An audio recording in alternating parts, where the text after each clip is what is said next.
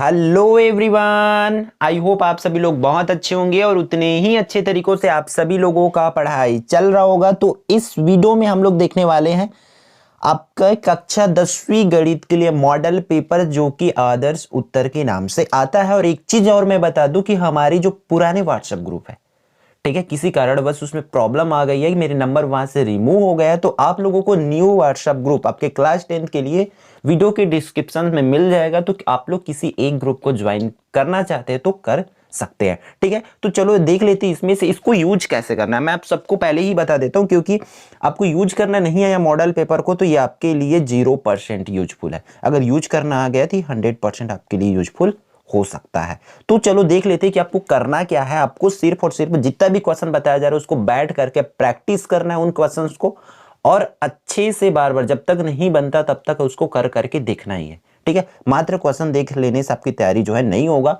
और जितने भी आपको क्वेश्चन बताया जाएगा सबको आप लोग करेंगे ही, ठीक। इसमें देखो नंबर आपसे बदला जा सकता है, याद रखेंगे, लेकिन क्वेश्चन इसी तरीका का ही आएगा। देखो बहुपद x की घात 2 माइनस 64 का एक गुणनखंड है। किसकी गुणन मतलब इसका गुणनखंड कौन होगा उसको लिखना है, x की घात 2 माइनस 64 का।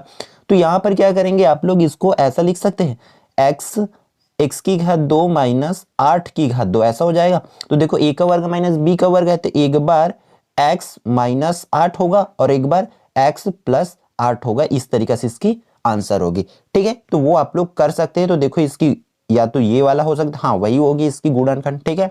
हुआ क्लियर। फिर नेक्स्ट वन हम लोग चल लेते हैं, नेक्स्ट वन देखते हैं। उसमें क्या करना है आपको, साइन स्क्वायर 47 अंश प्लस कॉस स्क्वायर 47, मतलब sine square theta plus cos square theta का मान कितनी होती है एक, तो इसमें एक पर टिक करेंगे। थर्ड बिंदु -4 -5 किस चतुर्थांश में, तो आपको पूरा का पूरा चतुर्थांश याद होना चाहिए। जैसे कि इस तरीके से होती है तो ये प्लस में होती है, ये भी प्लस में होती है, ये माइनस और ये माइनस। तो देखो दोनों प्लस में हुआ तो प्रथम, पहला माइनस दूसरा प्लस हुआ तो द्वितीय, और दोनों माइनस में रहा तो तृतीय, और पहला प्लस और दूसरा माइनस हो तो चतुर्थ होगा। तो ये पहला होता है आपका, ये दूसरा, और ये तीसरा होती है, और ये होती है आपका चौथा। क्लियर है। तो इस तरीके से आप लोग उसको ध्यान में रखेंगे, ठीक है। इसके हिसाब से इस तरीके से इसको नोट ही कर लो, तब आप लोग कभी गलत नहीं होगा। देखो पहला माइनस और दूसरा प्लस में है, तो ये कौन सा होगा आपका, द्वितीय चतुर्थांश में होगा। फिर अगला नेक्स्ट क्वेश्चन देखते हैं आपका क्या बोला जा रहा है इसमें। क्वेश्चन नंबर 4 और 5 को आंसर भी नीचे दी हुई है, आप लोग वहां से भी देख लेंगे। चौथा, यदि सावधि जमा खाते में ब्याज की गणना तिमाही के आधार पर की जाती है तो वार्षिक ब्याज की दर ली जानी चाहिए। तो इसकी करेक्ट जो आंसर होगी बी, 1/4।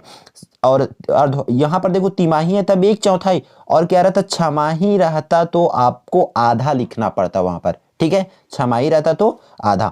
फिर पांचवा, समरूप त्रिभुजों की संगत भुजाएं होती है। तो समरूप त्रिभुज जो होते हैं उसके संगत भुजा आपस में क्या होते हैं, समानुपातिक होते हैं। मतलब ऐसे दो त्रिभुज है, मान के चलो ऐसा, ठीक है। इसका ए, इसका बी, इसका सी, इसका पी है, इसका क्यू, और इसका क्या है आर।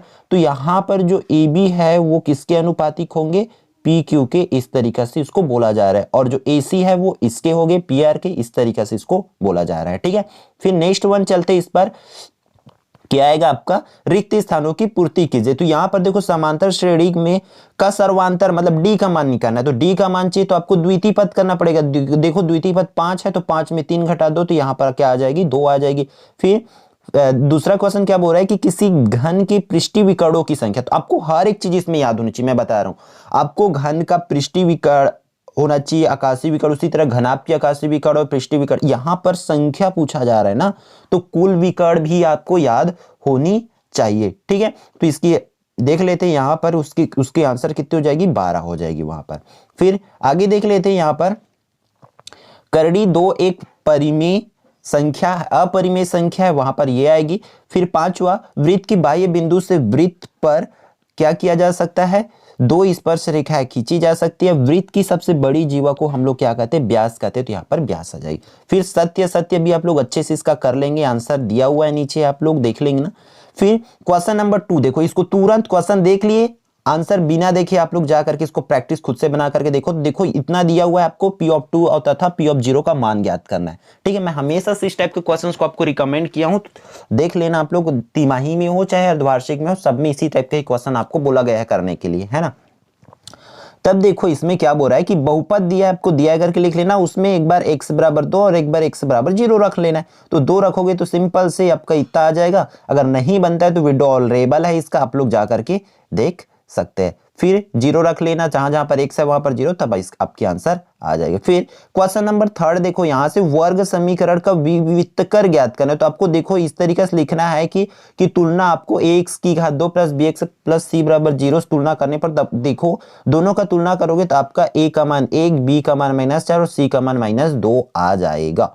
ठीक है, तब आपको विभेदक की फॉर्मूला यहां से रख लेना है। देखो b का वर्ग करना है तो b की जगह में कितना -4, इसलिए -4 का वर्ग -4 इसी है, तो 4 की जगह 4, a की जगह 1 और 2 की c की जगह 2 रखे, तो इस तरीके से इसकी आंसर हो जाएगी। ठीक है, तो विभेदक की सूत्र आपको याद होने चाहिए। फिर इसके साथ साथ मूलों की प्रकृति अगर क्या होती है, अगर d का मान किस में आता है भाई, d का मान अगर एक बार प्लस में आती है, माइनस में आती है और 0 आती है, तो इस तरीके से सबको, तो 0 वाला जो होती है वास्तविक व समान होता है, फिर वास्तविक व असमान, प्लस वाली वास्तविक व असमान, और जो माइनस वाली होती है वो काल्पनिक व असमान होती है, इसको याद रखेंगे। ठीक है, फिर क्वेश्चन नंबर 4 देख लेते हैं। क्या बोला जा रहा है कि बिंदुओं 0 0 तथा 2 3 से होकर जाने वाली रेखा की प्रवणता ज्ञात कीजिए। तो प्रवणता का सूत्र आपको ये वाली याद होनी चाहिए और x1 x2 का मान निकालने आना चाहिए। ठीक है, तो इसको आप लोग कर लेंगे। प्रवणता के साथ साथ आपको दूरी का भी फॉर्मूला याद होनी चाहिए और दूरी का भी फॉर्मूला में मार रखने आपको आना चाहिए। ठीक है,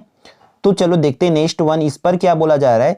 देखो 5वां, 2 cos 67 अंश अपॉन में साइन 23 अंश प्लस 10 40 और कॉट 50 प्लस कॉस 0 अंश का मान आपको ज्ञात करना है। तो देखो ये जाहिर सी बात है, ये ऊपर नीचे तो कटेगा ही, और ये इसका मान इस तरीके से देखो, ये ऊपर नीचे कटेगा और cos 0 का मान कितना होता है 1, तो यहां पर से 2 बाकी है, यहाँ का 1 और यहाँ का 1, तो इस तरीके से टोटल ये 4 हो जाएगा। ठीक है, फिर नेक्स्ट वन देखते हैं। इसका क्या बोल रहा है, आपको निम्नलिखित आंकड़ों से माध्यिका ज्ञात करना है आपको।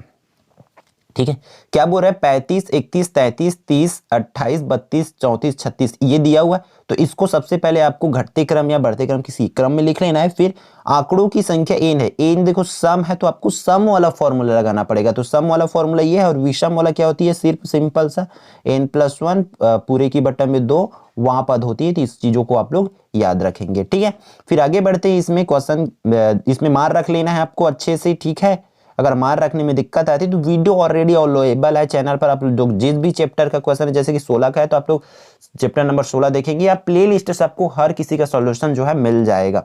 ठीक है, सबको इस तरीके से रख लेना, इसकी आंसर जो है फिर आ जाएगी। फिर 7वां क्वेश्चन देखो क्या बोल रहा है कि वर्ग समीकरण बने जिनके मूल क्रमशः -5 और -11 है। ठीक है, तो यहां पर इस तरीके से लिख लेंगे, माना कि समीकरण के मूल अल्फा तथा बीटा है, तब अल्फा बराबर -5 और बीटा बराबर -11।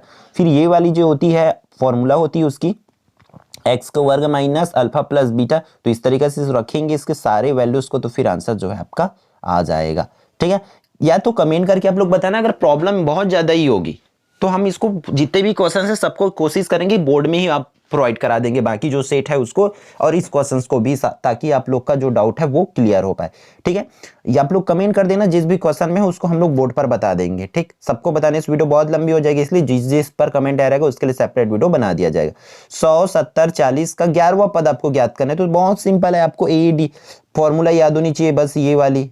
ठीक है, an बराबर a प्लस n-1d से। ठीक है, तो सभी वैल्यूज को रखोगे तो फिर आपकी आंसर जो है आ जाएगी। फिर देखो बेलन शंकु, ये वाली क्वेश्चंस तो आपको करना ही है। ठीक है, तो क्वेश्चन बैंक में भी है, ये क्वेश्चन देख लेना।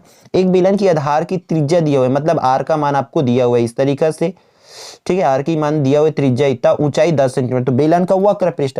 तो जाहिर सी बात है, आपको यहाँ पर वक्र पृष्ठ पूछा जा रहा है, तो अगले सेट में आपको क्वेश्चन उसमें जो है हम लोग का मॉडल पेपर में, उसमें जाहिर सी बात है उसमें संपूर्ण पृष्ठ पूछ सकते हैं या आयतन पूछ सकते हैं। तो आपको एक ही क्वेश्चन का हर एक चीज आपको बनाना आना चाहिए, संपूर्ण पृष्ठ आना चाहिए, आयतन आना चाहिए, और इन चीजों को याद रखना। जो संपूर्ण पृष्ठ होता है वो वर्ग में आता है, वर्ग सेंटीमीटर या वर्ग इकाई में लिखेंगे, और आयतन जो है घन में आती है, इसके आंसर को आप घन में लिखेंगे। ठीक है, तो इस तरीके से देखो यहाँ पर हल कैसे हुए, 7 एकम 7, 7 दूनी 14, तो फिर इन सब का ऊपर ही ऊपर का सबका गुणा हो जाएगा। जैसे कि 2 और 22 को 44, 44 और 2 का करेंगे तो 88, और फिर 88 का 10 के साथ करेंगे तो आ जाएगा 880। ठीक, आगे बढ़ते इसमें 10वें क्वेश्चन की ओर चलते हैं। सिद्ध कीजिए कि 2k + 7 एक विषम पूर्णांक है जहां k एक पूर्णांक है। तो इस टाइप से आपको टॉप 10 क्वेश्चन इस पार्ट से, अगर आपको अध्याय 14 से ये क्वेश्चन आपको पता है, अगर इसमें से अच्छे से आपको करना है तो टॉप 10 क्वेश्चन 2 पार्ट में, टॉप 10 भी नहीं, वो 8 ही क्वेश्चन है, उन 8 क्वेश्चन को कर लो, वहां से श्योर है कि आपका जो है ये आपका क्वेश्चन 3 नंबर का, इस बार से 3 नंबर के लिए आता है, वो 3 नंबर आपका फिक्स हो जाएगा। 8 क्वेश्चन विद सॉल्यूशन बोर्ड पर प्रोवाइड कराया जा चुका है, तो वो आप लोग जाकर के देख सकते हैं। ठीक है, फिर क्वेश्चन नंबर 11, ये तो मैं हमेशा से अब चीजों को हर चीज में बोला हूं, जहां तक कि इवन आपको गणित की रणनीति में भी इन चीजों को मैं बार बार बोला हूं कि आपको क्या क्या करना है ना। तो आपको देखो समदूरस्थ वाला क्वेश्चन इस पार्ट से करना ही है। 4 क्वेश्चन है, पीए बराबर पीवी वाला, चारों क्वेश्चन को अच्छे से पढ़ लो। ठीक है, तो ये आपको कर लेना है। फिर आपका देखो ये इस क्वेश्चन के हिसाब से, उसके अथवा में ये वाली क्वेश्चन है, क्या बोला जा रहा है इसमें, फूलमती ने अपने घर के लिए 4 किलोग्राम चावल खरीदा। ठीक है, उसके यहाँ रोज 500 ग्राम चावल पकता है, उसके घर प्रत्येक दिन में बचे हुए चावल के लिए आलेख बनाना है। आपको आलेख बनाना, देखो इस तरीके से आलेख को कर लेना है ना। पहला दिन वो कितना चावल बाकी रहेगा उसको, दूसरा दिन 500 ग्राम बनता है तो हर दिन 500 ग्राम कम करते जाओ। तो इस तरीके से ये टेबल आपको खुद ही बनानी है। टेबल बनाने के बाद इसको ग्राफ में इस तरीके से प्रेजेंट भी आपको करना है, ग्राफ पेपर आपको दिया जाएगा एग्जाम में। ठीक है, फिर क्वेश्चन नंबर 12 देखो, तो प्रमेय आ गया, पाइथागोरस प्रमेय को लिखिए एवं सिद्ध कीजिए। तो आपको उस पार्ट से कुछ कुछ प्रमेय, इंपॉर्टेंट प्रमेय है, उसी जो आपको बता दिया गया, वीडियो अवेलेबल है, तो उन चीजों को जाकर ही देखना है। प्रमेय तो आपको आएगा ही आएगा। ठीक है, तो पाइथागोरस प्रमेय दिया हुआ है, तो पाइथागोरस प्रमेय को लिखना भी है और सिद्ध भी करना है। तो देखो, एक समकोण त्रिभुज में कर्ण का वर्ग शेष दो भुजाओं के वर्गों के योग के बराबर होता है। तो आपको सबसे पहले एक समकोण त्रिभुज बना लेना है। ठीक है, इस तरह दिया है त्रिभुज, जैसे में बी जो है, यहाँ पर ऐसे एक त्रिभुज बनाए थे, इसमें जो बी है यहाँ पर का वो क्या है, समकोण त्रिभुज है। तो फिर आपको सिद्ध करना है, रचना इस तरीके से कंप्लीट इसको लिखना है। अगर ये समझ नहीं आता है, मान के चलो कि पाइथागोरस प्रमेय को सिद्ध कैसे करना है, तो आप लोग जाकर के यूट्यूब में टाइप करो पाइथागोरस प्रमेय बाय एकलव्य आरपीएस, फिर आपका आ जाएगा। ठीक है, आगे बढ़ते हैं। इसमें ये उसी की सॉल्यूशन है जो आगे बाकी है, वो पाइथागोरस प्रमेय का, तो इसको कर लेंगे। फिर इसके अथवा में देखो क्या है, एक वृत्त की जो त्रिज्या, ये आपको उदाहरण है, आप पार्ट 12 में जाओगे, पेज नंबर एग्जैक्ट याद नहीं है मुझे, ये उदाहरण में दिया हुआ है, इसकी सॉल्यूशन आपको मिल जाएगा। जीवा की लंबाई आपको ज्ञात करना है। ठीक है, और चैनल पर इसकी वीडियो भी ऑलरेडी अवेलेबल है, देख लेंगे। फिर 13 में देखो, एक शंक्वाकार तंबू की ऊंचाई दिया हुआ है, आधार की त्रिज्या दी हुई है, तिर्यक ऊंचाई तथा आपको तंबू में बनाने वाले तिरपाल की लागत मूल्य आपको ज्ञात करनी है, यदि उसका मूल्य 70 रुपए है। तो इसमें जाहिर सी बात है, आपको देखो ऊंचाई h दिया हुआ है, मत आपका r दिया हुआ है, तब आपको तिर्यक ऊंचाई ज्ञात करना है। तो तिर्यक ऊंचाई का फॉर्मूला ये होती है, l स्क्वायर बराबर r square plus h square, जिसका जिसका मान पता है रख दो, आपकी आंसर इस तरीके से l का मान आ जाएगा। फिर आपको उस पर क्या निकालना पड़ेगा कि तंबू है, जाहिर सी बात है, उसकी बाहरी पर उसका लगेगा कपड़ा, तो उसका क्या निकालना पड़ेगा, वक्र पृष्ठ। तो वक्र पृष्ठ का फॉर्मूला क्या होता है, पाई आर एल, पाई की जगह में रख दी 22/7, आर का 12 और एल का मान 13 निकले, तो इस तरीके से हो जाएगा। ये सबको ऊपर ऊपर का गुणा करेंगे तो ये हो जाएगा इस तरीके से 34 32, और नीचे में 7, फिर 7 से भाग करोगे तो इतना आ जाएगा। अब देखो इतना को किससे गुणा करना पड़ेगा, 70 से, क्योंकि एक वर्ग मीटर का 70 रुपए लग रहा है, तो टोटल हम इतना का निकालेंगे, तो हमारी जो आंसर है रुपए में इतना आएगा, 34,320 रुपए लागत होगी। ठीक है, अब आगे देख लेते हैं। इसमें इसके अथवा में क्या, देखो मोस्ट इंपॉर्टेंट क्वेश्चन है इसमें। देखो 2 सेंटीमीटर त्रिज्या वाले 64 गोलियों को पिघलाकर बड़ा गोला बनाया जाता है, तो बड़े गोले की त्रिज्या सेम, इसी क्वेश्चन को 2 सेंटीमीटर त्रिज्या 21 वाला भी है, याद रखना 21 वाला जो है प्रश्नवाली में है, और ये 64 गोली वाला उदाहरण में है, तो इसको भी आपको करके देख ही लेना है एग्जाम के लिए। ठीक है, फिर आगे बढ़ते हैं। इसमें 14 में देखो आपको बहुलक बोला गया, बहुलक क्या आपको नहीं आता है तो बहुलक लिख लो, आपको मतलब बन जाएगा। क्या है, कैसे मिलेगा आपको बनाने के लिए, आप नहीं बनता मान के चलो आपसे, तो आप लोग सर्च कर सकते हैं यूट्यूब पर, आपको हमारे चैनल पर ये अवेलेबल है, हम एक ही क्वेश्चन का बनाए हैं सब कुछ को। ठीक है, नहीं बनता है तो बता देना भाई एक बार, और हम उसको वीडियो बना देंगे ताकि आपको ये समझ आ जाए। इसके अथवा में समांतर माध्य, तो आपको तीनों चीज, अगर इस पार्ट से आपको 4 नंबर कंफर्म करना है तो 3 चीज आप समांतर से माध्य भी कर ले, बहुलक भी कर ले और माध्य का, ये तीनों चीज पढ़ ले, क्योंकि अथवा में आएगा, तो कम से कम 2 तो आपका 100% श्योर होना ही चाहिए। ठीक है, इसलिए बहुत अच्छे से ध्यान से इसको कर लेंगे।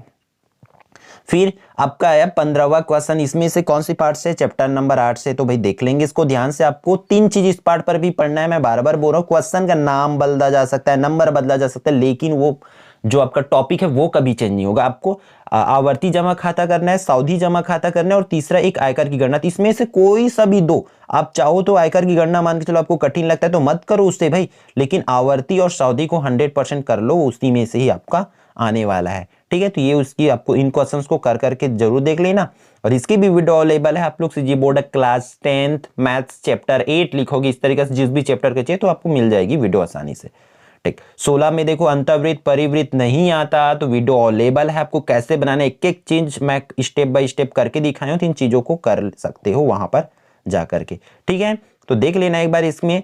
फिर आलेख विधि से देखो भाई, इस तरीके से आलेख विधि से बोला गया, तो आलेख विधि भी आपको जाकर के देख सकते हैं इसको। फिर देखते हैं इसके अथवा में कौन सी क्वेश्चन है, ये वाली पीवा कीवा वाला। तो इसमें जितने भी क्वेश्चन जैसे कि पीवा कीवा पद वाला हो गया और H1 H2 वाला जो क्वेश्चन है, H3 वाला, इन क्वेश्चन को जरूर करके रखेंगे क्योंकि इनमें से जो भी क्वेश्चन आएगा उसके अथवा में तो रहेगा ही रहेगा। ठीक है, फिर ये हमारा क्वेश्चन नंबर 10 अध्याय 10 से आपका एक मीनार दिया गया है, वहां से ये क्वेश्चन है। आगे देखते हैं, फिर ये है आपका त्रिगोनोमेट्री से, तो इन सभी को करके जरूर देख लेंगे। ठीक है, तो ये रहा इसकी कंप्लीट आंसर, यहां तक आपको करना है। आई होप ये पूरी वीडियो जो है आपके लिए यूजफुल रहा होगा, तो वीडियो को लाइक कर लेंगे और यदि आप लोग चैनल पर नए होंगे तो चैनल को सब्सक्राइब कर लेंगे। और दूसरा जो व्हाट्सएप ग्रुप आपको ज्वाइन करना है तो उसकी लिंक आपको वीडियो के डिस्क्रिप्शन से मिल जाएगा, तो वहां से आप लोग ज्वाइन कर सकते हैं। ठीक है, तो मिलते हैं आने वाले इंपॉर्टेंट वीडियो में।